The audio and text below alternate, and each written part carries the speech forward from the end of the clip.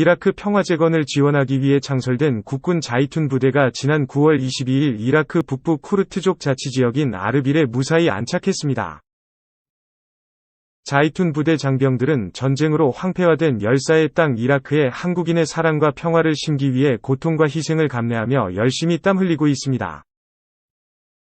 떠날 때는 국민적 환송을 받지 못했지만 이제부터라도 국민의 성원과 사랑으로 장병들의 사기를 북돋아줘야 할 것입니다.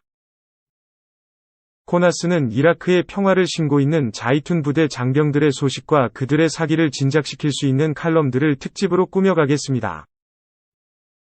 파병은 국익이다. 라는 1차 특집과 파병 약속 지켜야 한다.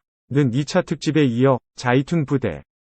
이라크의 평화를 심는다. 는 세 번째 이라크 파병 특집에도 독자 여러분의 관심과 성원이 있으시길 기대합니다. 주둔지 포격 등 간접 공격 대비 안전에 가장 신경. 자이툰 부대 이라크 평화재건사단 의 주둔지 아르빌은 여름과 겨울의 기온차가 큰 지역이었다. 7에서 8월에는 섭씨 40도를 넘는 무더위가 기승을 부리지만 9월 이후부터 차츰 기온이 내려가 새벽녘에는 서늘함이 감돌기도 한다. 또 11월부터 이듬해 2월까지는 많은 비가 내리며 이때 기온은 영하 5도까지 내려가기도 한다. 이 때문에 자이툰 부대는 계절의 기온 차이와 강수의 양을 고려해 각 시기에 적합한 생활과 작전을 펼쳤다. 자이툰 부대는 크게 사단사령부와 직할대, 건설공병단, 의료지원단, 민사여단 대대로 구성됐다. 건설공병단과 의료지원단은 한 해 먼저 이라크에 파병된 서희 제마부대가 자이툰 부대와 통합한 것이었고, 새로 편성된 민사작전 부대는 특전사 요원들이 주축을 이뤘다. 이라크 오진으로 현지에 전개한 주인탁 중령.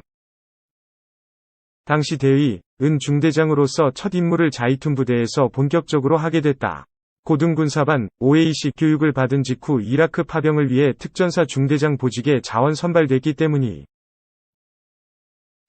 3공수 특전여단 소속 중대장으로 이라크행 비행기에 오른 주 중령이었지만 그 과정이 쉽지만은 않았다. 이라크에 대한 첫 기억은 어릴 적 텔레비전에서 본 걸프전쟁이었습니다.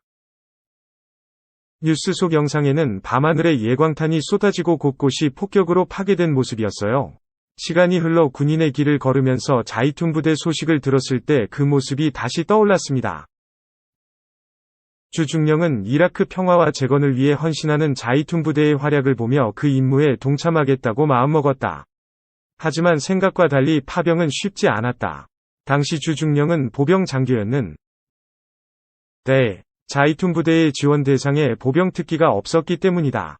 분명 언젠가 기회가 올 것으로 믿었고 희망을 간직하며 주어진 임무에 최선을 다했다.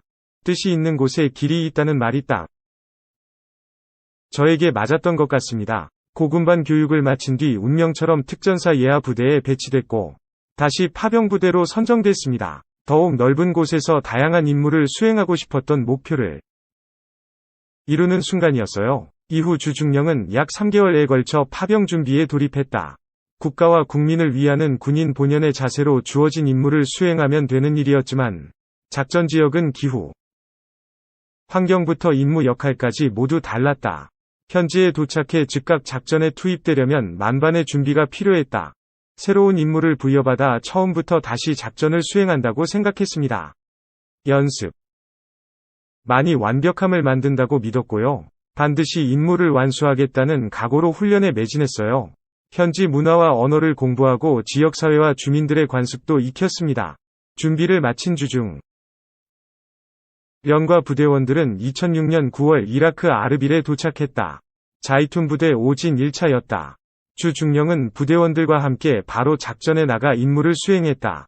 출입자 방문 통제소를 관리하고 주둔 지 경계작전에 참여했다. 또 지역을 순찰하거나 민사작전으로 주민들을 직접 마주하기도 했다. 임무를 시작하면서는 안전에 많은 신경을 썼습니다. 앞선 자이툰 1에서 사진이 활약으로 지역 사회로부터 우리 군이 환대받고 신뢰를 얻었지만 그렇다고 안심할 수는 없었어요. 직접적 충돌은 아니라도 주둔지에 포격을 해오는 것과 같은 간접적 공격은 언제든지 일어날 수 있는 일이었지요. 이라크를 재건하는 우리 군의 헌신과 진심이 전달됐던 것일까? 다행히 주중령의 임무기간 적대 세력과의 충돌은 없었다. 하지만 주중령은 멀지 않은 곳에서 적대 세력에 공격을 받은 전우를 실제 마주하기도 했다. 부대 안에 미군 장병들이 몇몇 파견돼 있었는데 그중 평소 잘 알고 지내는 정보장교가 어느 날 전사했습니다. 외부에서 작전을 수행하던 중 공격받은 것이었어요. 안타까웠습니다. 하지만 평화와 재건을 위한 임무를 멈출 수는 없었습니다. 오히려 평화와 안정을 지키고 발전하기 위해 더욱 최선을 다했습니다. 그 같은 다짐은 주민들을 만나면서 더욱 확고해졌다. 타국군을 향한 일부 세력의 적대 행위가 존재했지만 이라크 주민 대부분은 우리 군에 감사했다.